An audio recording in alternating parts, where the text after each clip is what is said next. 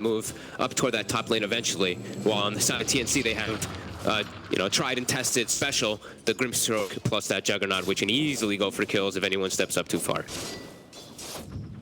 Setsu should have a pretty good time in this mid lane matchup versus the Kunkka.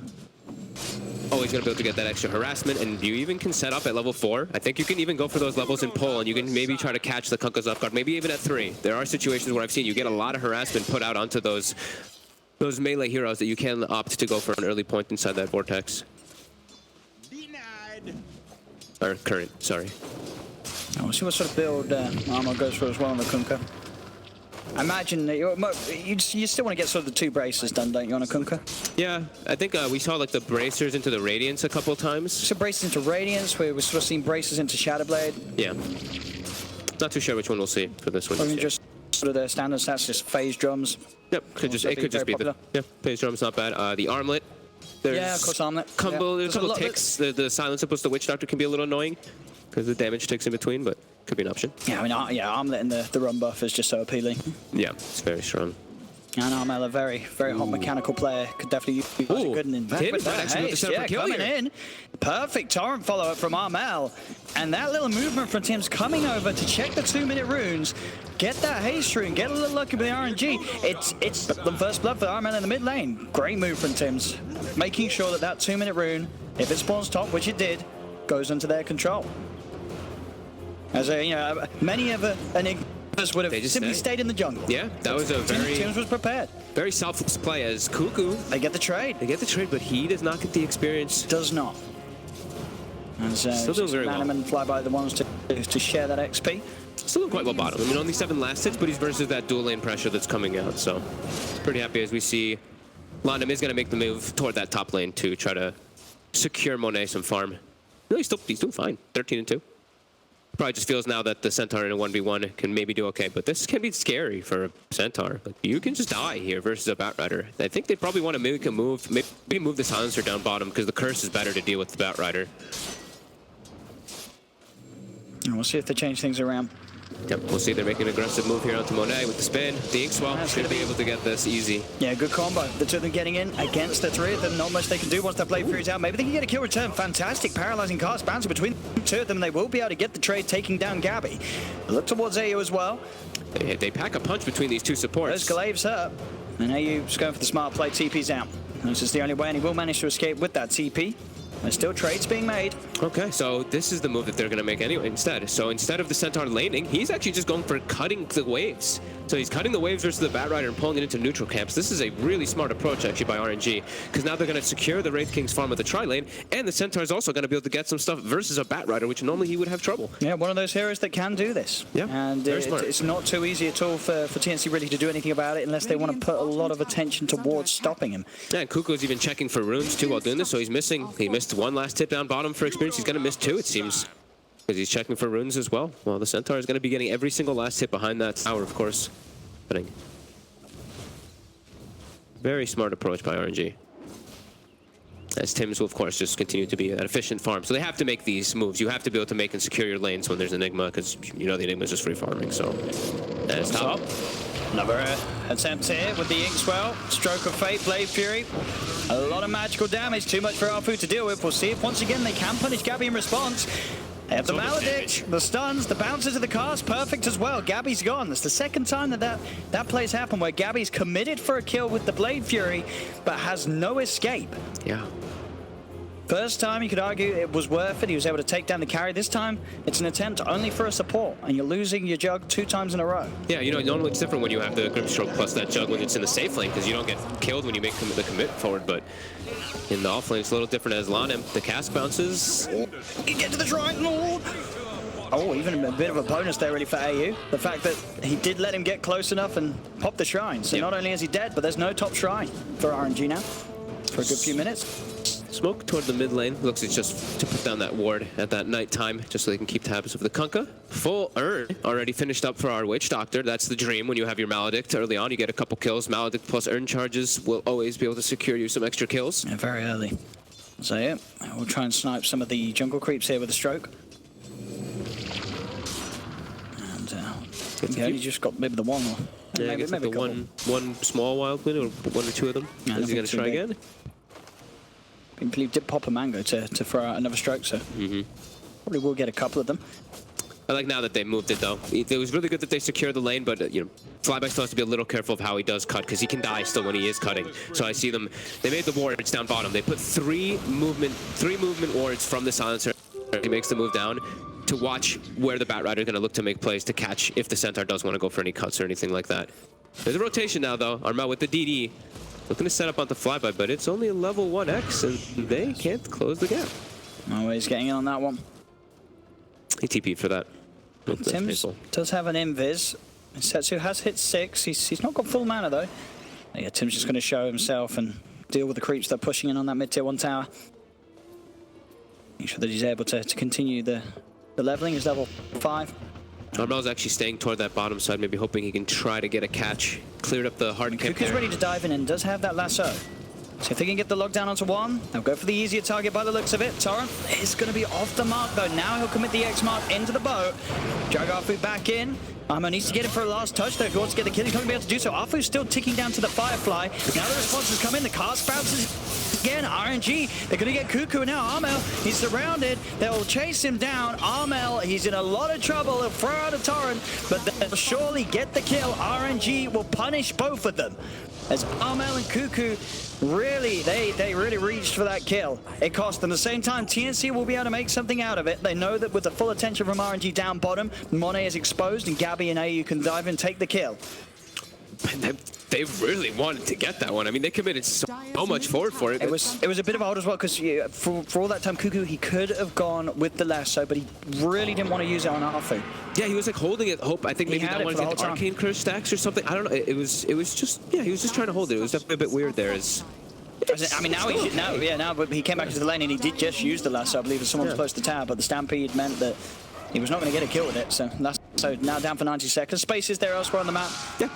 TNC taking the mid-tier 1 tower, and there you go. The pressure that they can put on top with RNG being down. Ooh, Afu. There's an Omni. They committed forward, and it's close. Very close. AU actually has to come in and throw a last hit there, just in case.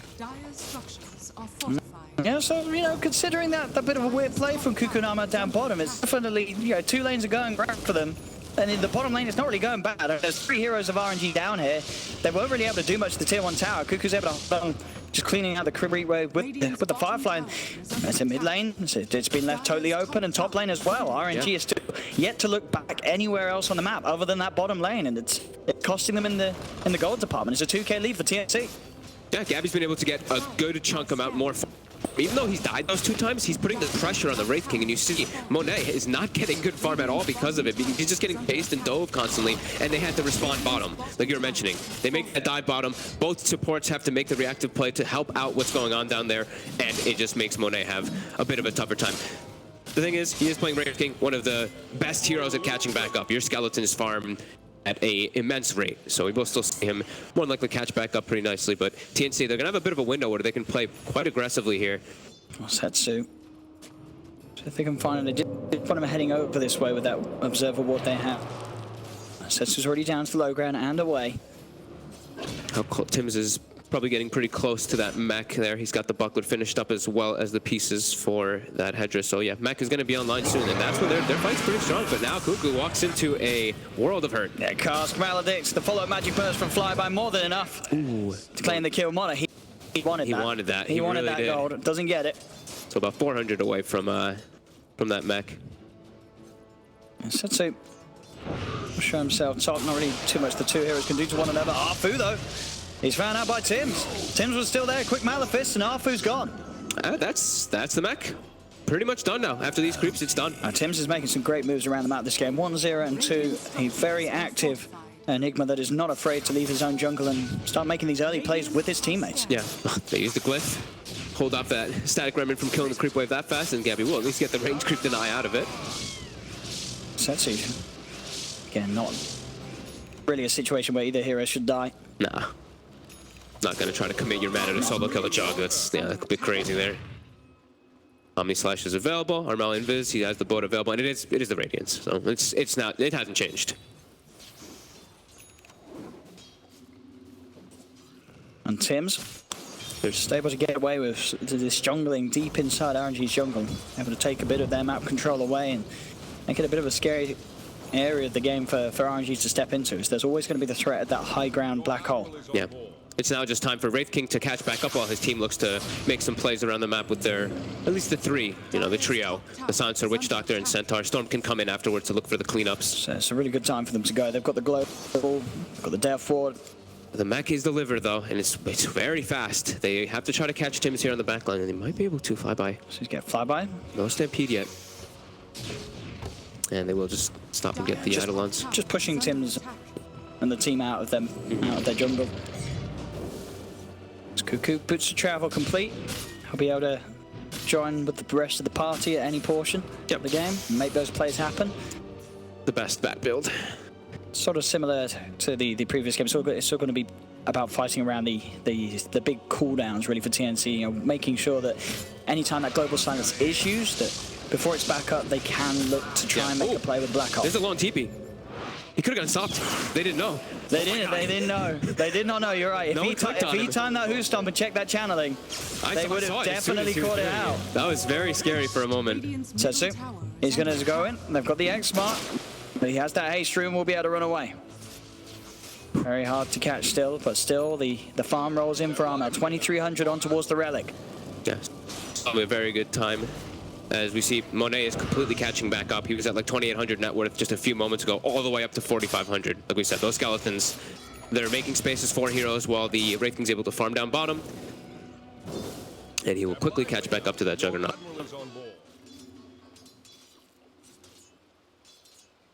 TNC looking like they still want to try to press the issue here and get some type of catch place here. They're still feeling pretty strong around their Kunkka, as well as that timing from the mech from that Enigma. So definitely still looking to try to catch something here, because they know Wraith King is not really getting too involved still.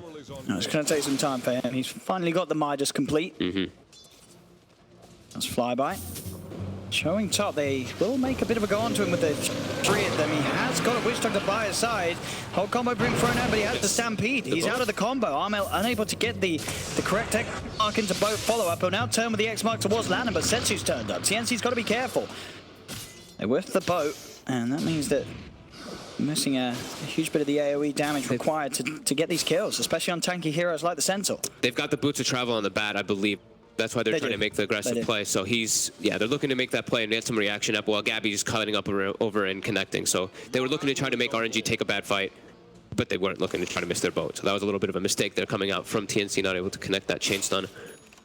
But it does give them a little bit of breathing room, as there's no Stampede available. So the aggressive plays from RNG is quite limited now until that's back. I'll take a kill. Cuckoo able to chase down Arfu with that movement speed of the boots. Burning him down. Saves himself the boots of travel too. Uses the TP to go back, so always able to go back top if he needs to. And 14 minutes in, tier 2 towers being taken. TNC are getting a lot done across the map. As they should. This is exactly what they want to be doing with this type of lineup right now versus RNG, because they know that they're, like I said, the Wraith King can't fight in Storm. Still a bit weak here as the. What's that leader with the Malefice into the Phantom? They've got the lockdown, the silence, dragged back with the X mark into the Torrent. Setsu's dead. And Armel, he'll be the one to take that DD room, bottle it up. They can definitely look to push on for more objectives. Tier 2 tower looks juicy in the middle lane for TNC. Yep. And with that, they'll have money for Tims to have the Greaves complete. Clean last few moments here for TNC, as RNG unable to really find themselves a moment to be able to try to take some fight. Monet is, as we said, he is farming very, very well, but they're starting to get picked off a bit here and losing some. Their plan is safe. They don't want to commit full. In fact, the mass TP's down bottom. They see Monet farming here. Oh, he's so dead. They know he's got Reincarnate, but it doesn't matter. With the 4 of them, for the 5 of them, in fact, they should be easily able to kill them off twice. Monet heavily punished as he was farming aggressively in TNC's jungle underneath their ward.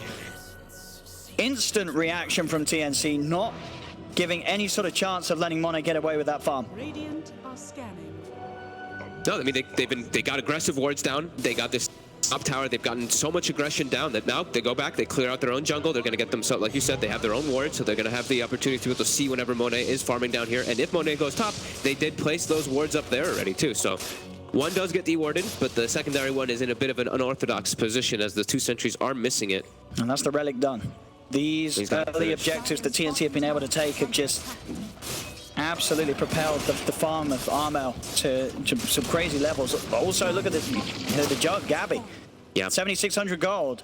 Both of these cores looking terrifying, and two cores that really they could do a lot at this stage of the game, 15 minutes in. These are two cores that, if you're RNG, you're really going to struggle to fight. Yeah, there's too much sustain right now to fight into. Like you mentioned, the rum from earlier, that damage mitigation, the Storm is in way too much trouble as he's jumping forward to dodge the abilities, and he will be able to. And just managed to zip straight in, just trying to dodge the Phantom Embrace.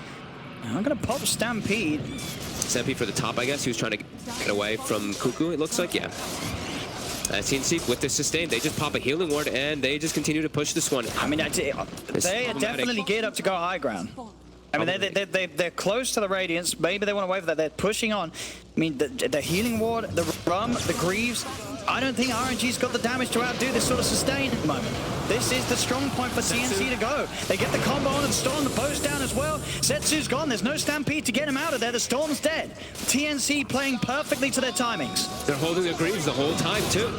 And the deep push on RNG, you look at it, it's not there. They don't have the heroes to deep push this. Their best one is Arcane Curse. Monet is not online. He is not at all. The Global comes out to try to halt stuff here. They go on the Enigma, but Tims is tanking. They can't kill him, and Tims, he just turns. Black Hole straight up. It's perfect execution from them as they're going to kill off Arbu. Setsu's trying to zip him, but they just do not have the damage on RNG. Flyby's dragged back into the Torrent combo. Cuckoo's on top of him with the Firefly Stroke of Fate from AU, finishes him off. As TNC... Healing ward's back up. Everyone's back up to full. They just keep pushing. Game 2, they may have let it slip away as the game went late. Here in Game 3, they switch it up. They play aggressive tactics, and they are playing it perfectly. And they can come back and keep resetting, too. We see the X play come out. X TPs to bake, picks up his Radiance, goes back. They've got the Diffusal picked up on the Jug, too, now in this one. They don't have the T2 in the mid lane, though, so they can't naturally just change into going for that one, but... And Setsu again. Dodging the Embrace, but you're 17 minutes in, Iraq's taken, and you can't even tell that they just pushed. They're full HP, the mana's looking very good as well. He's still got Grease ready to pop. Cuckoo straight back in, he trips out the Wraith King. Monet, he's not even got the Reincarnate back online. He's dead, it's over. TNC take the game, they take the series 2-1. They're moving on, big things for TNC. And without a doubt, another showing of what a bright future awaits for this team. Improvement after improvement. Game 2, it was a tough one. Definitely going to be something that he's going to sit down with them and look back at a